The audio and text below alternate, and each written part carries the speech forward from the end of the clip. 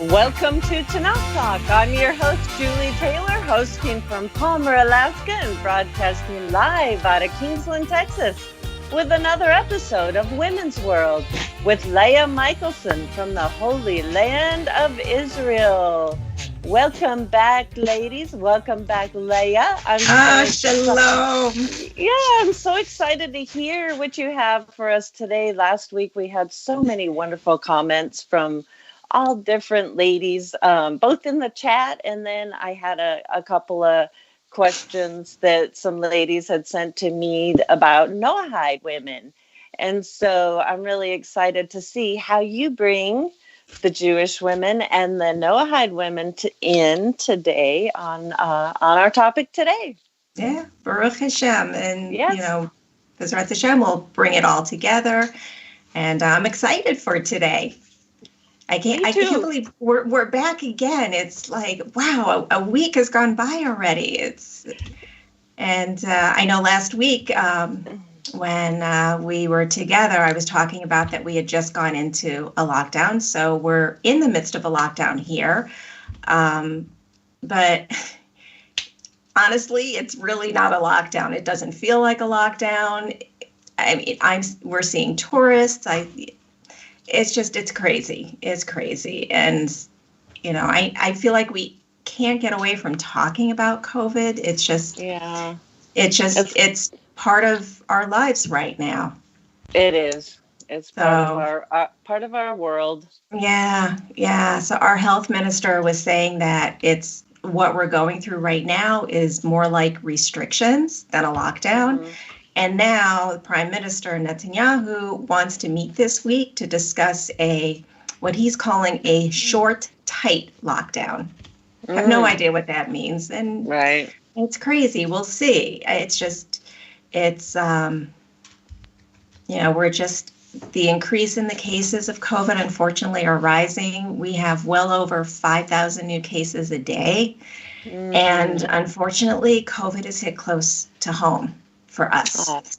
My husband Yitzchak's uncle, who's 92, he lives in Texas, and he was admitted to the hospital because he fell, and then he came down with pneumonia, and now he's tested positive for COVID. Oh, I'm sorry to hear that. Thank you.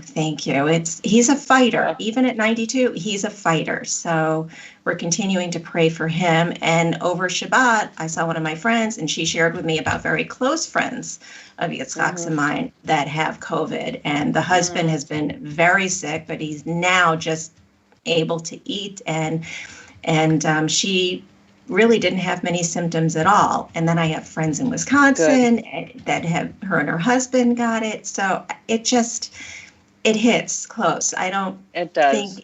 I think there are so many people that know of people either in family or friends that have it. So it's a lot. It's a lot to deal with, but Baruch Hashem, they're all, they're getting better, and the vaccinations are continuing. We've had over 1 million vaccinated here. And we have lots going on. The news just came out recently. A senior officer in the Northern Command warns that the terror group Hezbollah is very likely to attempt a major terror attack here in the north. And so we'll see. Things like this don't stop us. No. We have terror attacks here. We have people are getting injured from rock attacks on cars. And so, there are things that are always happening, but it doesn't stop us from living. We continue to move forward. So on another note, so just to bring in some good things, more good things, it's warm here. It's yay! It's such unusual weather that we're having right now. Today it was 18, which is about 64. Nice. Beautiful, absolutely beautiful. And it was a good opportunity for us to give Moshe a bath. He wasn't so happy about it, but that's funny. He doesn't like them. Yeah. Anyway, but enough with what's happening here. Last week we gave a shout out to someone special. to all of us, to William Hall. And a little birdie told me it was his birthday today. So I don't know if you want to sing, Julie, or we'll just wish him Yom Huledet Sameach. No, you don't want to hear me sing. No. How about if I just say, happy birthday, William? Yes. Yom Huledet Sameach ad 120, which is happy birthday to 120, William. May you just have many years of great blessings and health and strength for you, and just for you and your family would be blessed. Yes. Baruch Hashem for William, right? Yes. Well, neither one of us would be right here right now without him. No, we would not. So thank you, William. Thank you, William, for starting Tanakh Talk, and it's wonderful seeing how much it has grown over the years, and may it just continue to grow. So I think for today, our shout out will be to all our healthcare workers that are on the front lines, that are always working so hard to help us and to help people in their healing process, and being on the front lines, even with the virus. And so thank you to all of our healthcare workers. Definitely. Thank you. Yes. So, if there's any men that are watching right now, we'd like you to refrain from any chat. We do put that message up every week, but just a quick reminder, this is a ladies' show. We like to have a women's audience. Of course, we can't keep, people from watching the show, but definitely the chat should be with the women. And then if there's any guys that have any topic question that is related to a woman, they could probably always email William and get that taken care of through him. But ladies, we do want your comments, questions, and just any kind of feedback you have. We want to hear it. Yes. It helps. We love to do better. From you. Yes, it helps us do a better job when we know. And so many messages last week about how the ladies enjoyed the show and how it felt like that it hit them what they needed to hear today. So thank you, Leah, too, for being sensitive to maybe what Hashem wants you to say today. And may he bless your words as we listen. Thank you so much. I'm always praying as to what to bring for you, beautiful ladies. And so before we start, I just want to dedicate our show for the Refuah Shlema of Hanan ben Fega and Meir ben Pauline and Chana Dina bat Zipporah Rivka and Yitzchak Moshe ben Ephraim, and for all who are suffering from illness. May they all have a Refuah Shlema and be strengthened, and may we all have good health. Amen. So, speaking of last week, we had some tough subjects that we talked about, Julie. Talking about persecution, assimilation, anti-Semitism, and being a light. And we talked about the persecution of the Jewish people and the years, over thousands of years, and assimilation of many. And I shared about anti-Semitism that I faced growing up, as well as what my husband and I have faced together. And unfortunately, it doesn't stop as we see what is going on all over the world. We even talked about the persecution that the Noahide can face. And Julie, thank you for sharing, a bit of what you have gone through. And ladies, I want to say again that anyone going through persecution, whether Jewish or Noahide, don't be ashamed of who you are. Be happy because of who you are is beautiful. And again, we talked about the tree of life and, for some holding onto the trunk and the branches and the leaves and the roots, and, but we're all holding on to the tree and in study of Torah. And for those that even hold on to the trunk or whatever parts, we're holding on to the entire tree. And we need to meet each other where we're at. Good point. So with everything we talked about last week, today what I was getting is coming out of exile towards Achdut, which is unity. And I want to start this past Shabbat was Parsha Vayechi. And in it, we see Jacob speaking to Joseph and telling him to not bury him in Egypt, but to let him lie with his fathers in Canaan. And he told Joseph to swear to him that he would do this, and Joseph said he would do as he said. We also see Jacob's blessings over Joseph's sons. And in doing this, Jacob's grandchildren were actually seen as his children. And we see this in Genesis 48:5, where it says, "And now your two sons who were born to you in the land of Egypt before I came to you in Egypt are mine. Ephraim and Manasseh shall be mine as Reuben and Simeon are." And we also see the blessings that Jacob gave over each one of his sons. So I want to go into that a little bit out of Genesis. And Ephraim and Manasseh, and he blessed Joseph and said, "The God before whom my fathers Abraham and Isaac walked, the God who has been my shepherd all my life to this day, the angel who has redeemed me from all evil, bless the boys, and in them let my name be carried on, and the name of my fathers Abraham and Isaac, and let them grow into a multitude in the midst of the earth." So that was for his grandchildren. But now for his sons, for Reuben, says, "You are my firstborn, my might, and the first fruit of my strength, preeminent in dignity and preeminent in power. Simeon and Levi are brothers. Weapons of violence are their swords. I will divide them in Jacob and scatter them in Israel." Now, Levi, the Levi'im, were chosen to serve in the temple. "Judah, your brother shall praise you. Your hand shall be on the neck of your enemies. Your fathers shall bow down before you. Judah is a lion's cub. From the prey, my son, you have gone up. He stooped down, he crouched as a lion, as a lioness. Who dares rouse him? The scepter shall not depart from Judah, nor the ruler's staff from between his feet, until tribute comes to him. And to him shall be the obedience of the peoples. For Zebulun shall dwell at the shore of the sea. He shall become a haven for ships, and his border shall be at Sidon.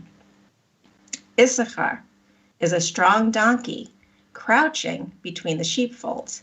He saw that a resting place was good, and that the land was pleasant. So he bowed his shoulder to bear, and became a servant of forced labor. Dan shall judge his people as one of the tribes of Israel. Dan shall be a serpent in the way, a viper by the path, that bites the horse's heels, so that his rider falls backward. Raiders shall raid Gad, but he shall raid at their heels. Gad is ready to fight and defend and protect our values and freedoms. For Asher, his food shall be rich, and he shall yield royal delicacies. For Naphtali is a doe let loose that bears beautiful fawns, and Joseph is a fruitful bow by a spring. His branches run over the wall. The archers bitterly attacked him, shot at him, and harassed him severely. Yet his bow remained unmoved. His arms were made agile by the hands of the mighty one of Jacob. And by the God of your father who will help you, by the Almighty who will bless you, with blessings of heaven above, blessings of the deep that crouches beneath, blessings of the breast and of the womb. The blessings of your father are mighty beyond the blessings of my parents, up to the bounties of the everlasting hills. May they be on the head of Joseph and on the brow of him who was set apart from his brothers. And for Benjamin, said, is a ravenous wolf, in the morning devouring the prey, and at evening dividing the spoil. So we see different characteristics with each of the brothers.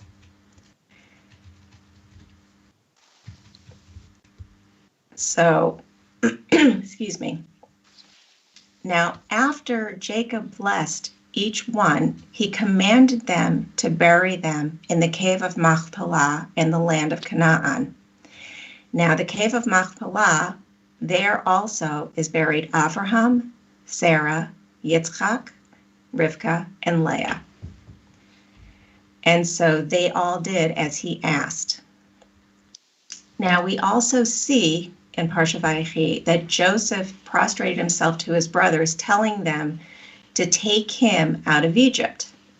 And we see this in Genesis 50:25. Then Joseph made the sons of Israel swear, saying, God will surely visit you, and you shall carry up my bones from here.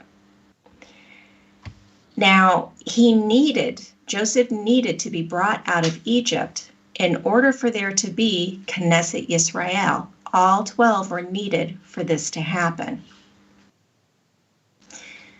So we see in Vayechi that the brothers, which were the tribes, had specific and different character traits, and yet it took all of them together to be Knesset Yisrael. Each one of the tribes are different, yet we are all one. Each of us are different, and all have a part to do. The covenant was made with the Jewish people to bring Torah to the nations. And for the B'nai Noach, the Noahide, or called righteous of the nations, you also have a part in bringing repair to the world. We are all working together. In talking about exile, I want to talk to you about a couple different types of exile. And I want to bring something out of the Zohar. I'll read to you from Rabbi Shimon, and where he says he reinforces Ezekiel's role as a faithful prophet in his comparison of the Babylonian and the Egyptian exiles.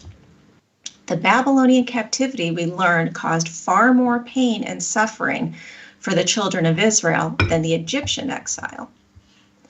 The children of Israel were able to endure the exile in Egypt patiently because they were familiar with the suffering of their father, the righteous Jacob. However, the Babylonian exile brought suffering to the point of despair, and they believed that God had deserted them. So as a result, they were pitied in heaven and on earth, and God called his entire celestial army together and sent them to be with the children of Israel in captivity. When they arrived, the spirit of prophecy descended on Ezekiel. He announced his vision to the children of Israel, but they did not believe him. Thus he was compelled to reveal his entire celestial vision to them.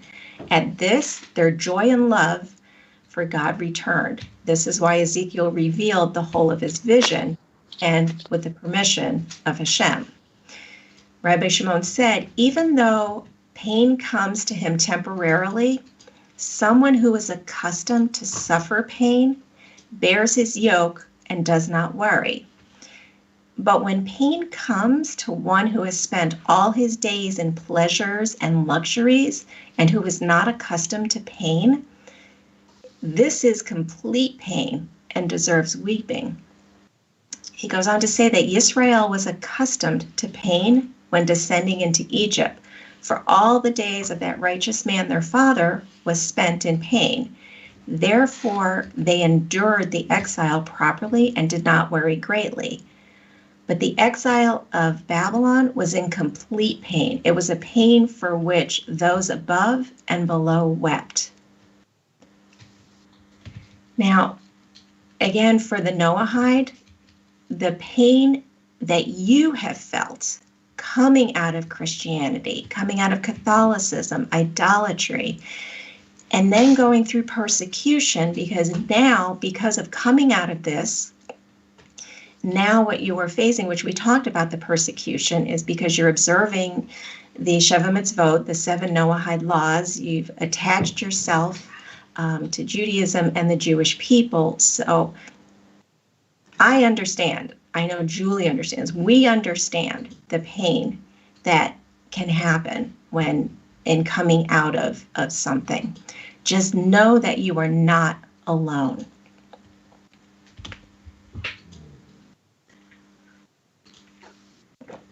Oh, excuse me.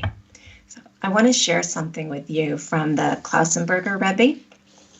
And his name is Rabbi Yekusiel Yehuda Halberstam.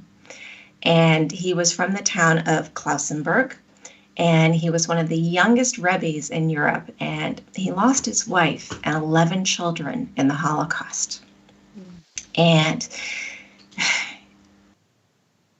when you hear what he had to say, it's amazing, because even in the midst of turmoil and the things that we go through and the suffering, there are always these pearls that come forth. And so let me just share with you all what he had to say. He had gone through several concentration camps, and he once told someone, "There's one thing I miss about the Holocaust. When we went on the death march, we were all clean shaven and our hair was shaved off too. We marched side by side, and no one knew if the person next to them was a chassid or a litvak. No one knew I was a Rebbe.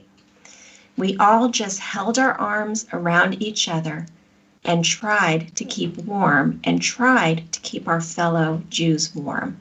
That's what I miss from the Holocaust."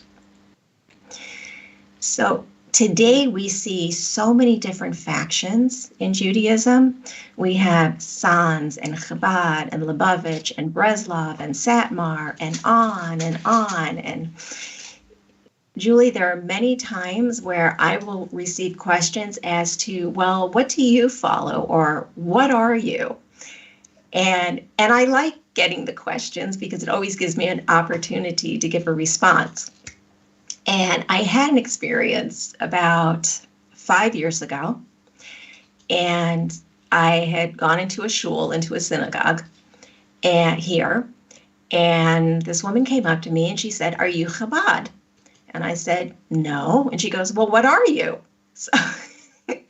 And so I smiled, and I just said, "I'm a Torah observant Jew to the best of my ability."